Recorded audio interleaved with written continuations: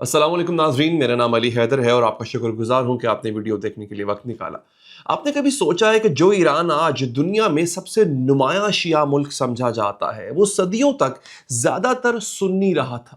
آج ایران کا چہرہ ہمیں مکمل شیعہ شناخت کے ساتھ دکھائی دیتا ہے، لیکن تاریخ کے لمبے حصے میں یہ سرزمین مختلف سنی فقہوں، صوفی سلسلوں اور بڑی متنوع مذہبی روایتوں کا گھر تھی۔ سوال یہ ہے کہ یہ تبدیلی آئی کیسی؟ کیا صرف بادشاہ کے حکم سے، یا پھر رفتہ رفتہ علماء، تعلیمی نظام، خطبات اور مذہبی فضا اور عوامی جھکاؤ نے مل کر ایران کو شیعہ تشخص دیا؟ دوستو، رسول پاک صلی اللہ علیہ وآلہ وسلم کے بعد جب مسلمان افواج ایران تک پہنچی تو وہاں کے پرانے فارسی حکمران طبقات آہستہ آہستہ اسلام میں داخل ہوئے، اور پھر کئی صدیوں تک ایران کے بڑے حصے میں سنی مذاہب، خصوصاً شافعی اور حنفی فقہ کے ساتھ ساتھ وہاں پر ایک مضبوط صوفی اثرات موجود تھے۔ اس دور میں شیعہ فکر موجود ضرور تھی، بعض علاقوں اور خاندانوں میں اس کا اثر بھی تھا، لیکن پورا ملک شیعہ نہیں تھا، نہ ہی ریاستی سطح پر کوئی باقاعدہ شیعہ نظام قائم تھا۔ یعنی اگر آپ 10ویں سے 12ویں صدی کا ایران دیکھیں تو وہاں پر آپ کو سنی علماء، صوفی خانقاہیں، مختلف مقامی سلطنتیں نظر آئیں گی، لیکن شیعہ ایران جیسا تصور پیدا نہیں ہوا تھا۔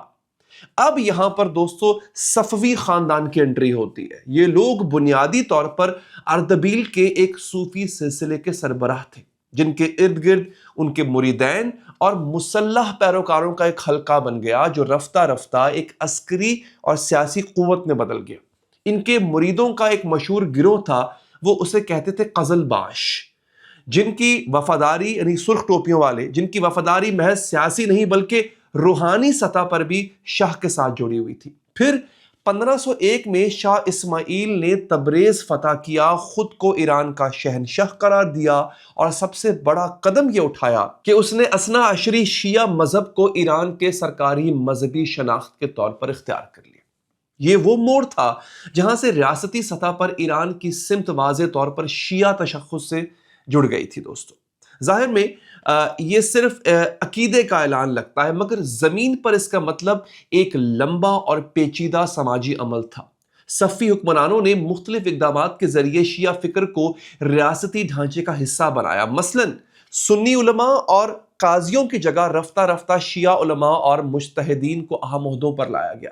بعض علاقوں میں سنی مذہبی ڈھانچے کو کمزور کیا گیا اور نئی مساجد، مدارس اور امام بارگاہیں شیعہ روایت کے مطابق وہاں پر تعمیر ہوئیں۔ عرب دنیا، خصوصاً عراق، لبنان اور دیگر علاقوں سے شیعہ علماء کو ایران بلایا گیا، جنہوں نے فقہ، عقائد اور مذہبی تعلیم کو منظم انداز میں پھیلایا۔ خطبات، مجالس، منبر اور پھر مذہبی تقاریب کے ذریعے امامیہ فکر کو معاشرے میں مضبوط کیا گیا۔ یہ کہنا غلط ہوگا کہ پورا عمل صرف تلوار سے ہوا۔ دباؤ، ریاستی پالیسی، مذہبی دعوت، تعلیمی نظام، سب نے مل کر یہ فضا پیدا کی جس میں آہستہ آہستہ عوام کے بڑے حصے نے بھی شیعہ شناخت کو قبول کرنا شروع کر دیا۔ لیکن یہ سب ایک دن میں نہیں ہوا۔ ایران کا شیعہ بننا 1 یا 2 سال کا واقعہ نہیں تھا۔ تاریخی جائزوں کے مطابق تقریباً 2 سے 3 صدیوں پر پھیلا ہوا ایک بتدریج عمل تھا۔ بعض خطے، خصوصاً جو سرحدی علاقے ہیں، سنی اثرات کے تحت بڑے لمبے عرصے تک رہے۔ کہیں مخالفت ہوتی تھی، کہیں مزاحمت ہوتی تھی، کہیں مفاہمت، لیکن مجموعی رجحان کے ساتھ ساتھ رفتہ رفتہ آہستہ آہستہ اکثریت شیعہ فقہ اور عقیدے کی طرف جھکنے لگی تھی۔ وقت کے ساتھ ساتھ نئی نسلیں ایسے ماحول میں پیدا ہوئیں جہاں مدرسہ، مسجد، منبر سب ایک ہی شیعہ روایت کو مرکزی مان رہے تھے۔ یعنی یہ کوئی ایسا فیصلہ نہیں تھا کہ جو ایک مجلس میں ہوا ہو اور اگلے دن پورا معاشرہ بدل گیا ہو، بلکہ ریاستی سرپرستی، مذہبی اداروں اور معاشرتی دباؤ اور قبولیت کے ملے جلے رد عمل نے، رجحان نے کئی نسلوں میں جا کر ایران کے نقشے کو شیعہ رنگ دیا۔ اب دوستو، صفوی ایران کے مغرب میں ایک اور بڑی طاقت کھڑی تھی۔ یہاں پر سیاست اور مذہب کا ملاپ ہوتا ہے، اور عثمانی، خلافت عثمانی اور صفوی کا مقابلہ آپ نظر آئے گا۔ ہوا کیا کہ عثمانی سلطنت، جو خود کو سنی اسلام کی سب سے بڑی محافظ سمجھتی تھی، جب ایران نے سرکاری طور پر شیعہ تشخص اختیار کیا تو یہ صرف عقیدے کا فرق نہیں رہا، بلکہ جغرافیائی اور سیاسی مقابلہ بھی مذہبی رنگ لینے لگا۔ دونوں ریاستیں ایک دوسرے کو محض سیاسی نہیں، مذہبی حریف کے طور پر دیکھنے لگی۔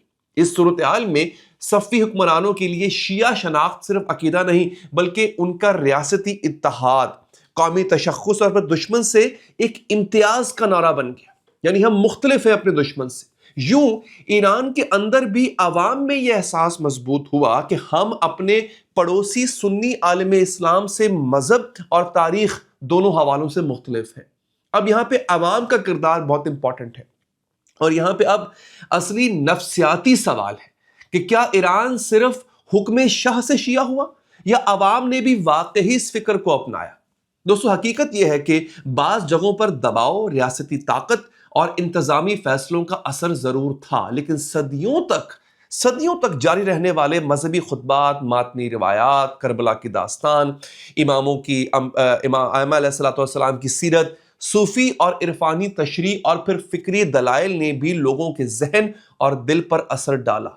وقت کے ساتھ شیعہ تاریخ کی مظلومیت، کربلا کا درد اور اہل بیت علیہ الصلوۃ والسلام کی مرکزی حیثیت بہت سے لوگوں کے لیے روحانی کشش اور شناخت کا حصہ بنتی گئی۔ اس لیے زیادہ تر درست بات جو مانی جاتی ہے وہ یہ ہے کہ ریاست نے سمت مقرر کی، نظام دیا، سرپرستی کی، اور عوام نے مختلف درجوں میں کبھی مجبوری سے، کبھی ماحول کے دباؤ سے اور کبھی دلی رجحان و عقیدت کے ساتھ اس تشخص کو قبول کیا۔ آج کا ایران اسی طویل، پیچیدہ اور ملے جلے عمل کا نتیجہ ہے، جس میں نہ صرف حکم شاہ شامل تھا، نہ صرف عوام کی آزادانہ انفرادی پسند شامل تھی، بلکہ دونوں کے درمیان ایک لمبی تاریخ کھڑی ہے۔ اب دوستو، قومی تشخص کا ایک نیا فارمولہ سامنے آتا ہے۔ کئی مورخین نے یہ نقطہ اٹھاتا ہوئے لکھا ہے کہ صفی دور میں شیعہ مذہب ایران کی قومی شناخت کا بنیادی ستون بھی بنا، خاص طور پر اس وقت جب ارد گرد کی بڑی مسلم طاقتیں سنی فقہ کی پیرو تھیں۔ یوں ایک طرح کا فارمولہ بن گیا۔ کیسے بھلا؟ فارسی زبان، قدیم ایرانی تہذیبی ورثہ اور اثنا عشری شیعہ عقیدہ، ان تینوں کی آمیزش نے ایران کو عرب سنی دنیا اور دیگر ہمسایہ سلطنتوں سے نمایاں طور پر جدا تشخص دیا، ایک الگ تشخص دیا۔ وقت کے ساتھ ساتھ یہ تشخص اتنا گہرا ہو گیا کہ آج ایران کو سوچے بغیر لفظ شیعہ الگ سے ذہن میں آتا ہی نہیں، یعنی اگر آپ ایران کی بات کریں گے تو آٹومیٹکلی آپ کے ذہن میں لفظ شیعہ آ جائے گا۔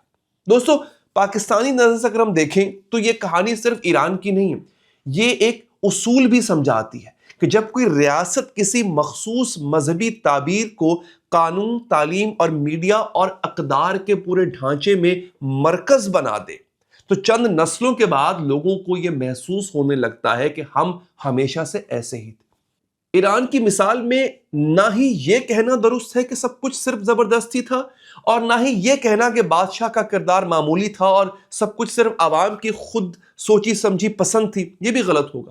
یہ دونوں کے درمیان ایک لمبی، ایک تہدار کہانی ہے جس میں اقدار ہیں، خوف ہے، فکر ہے، عقیدت ہے، سیاسی ضرورت ہے اور روحانی کشش، سب مل کر کام کرتے ہیں، اور کئی صدیوں بعد ایک پورا ملک ایک خاص تشخص کے ساتھ سامنے آتا ہے۔ تو دوستو، ایران شیعہ کیسے بنا؟ نہ صرف تلوار کی نوک پر، نہ صرف عوام کی یک طرفہ خواہش سے، بلکہ ریاستی فیصلہ سازی، مذہبی تعلیم، تاریخی علمیوں اور اجتماعی شعور کے گہرے امتزاج سے۔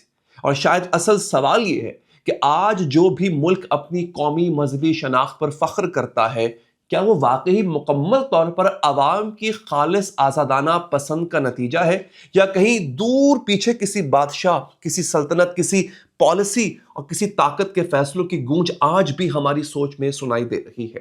آپ لوگ اپنا فیڈ بیک کامنٹس میں لازمی دیجیے گا۔ انتظار رہے گا۔ اپنا خیال رکھیے۔ اللہ نگہبان۔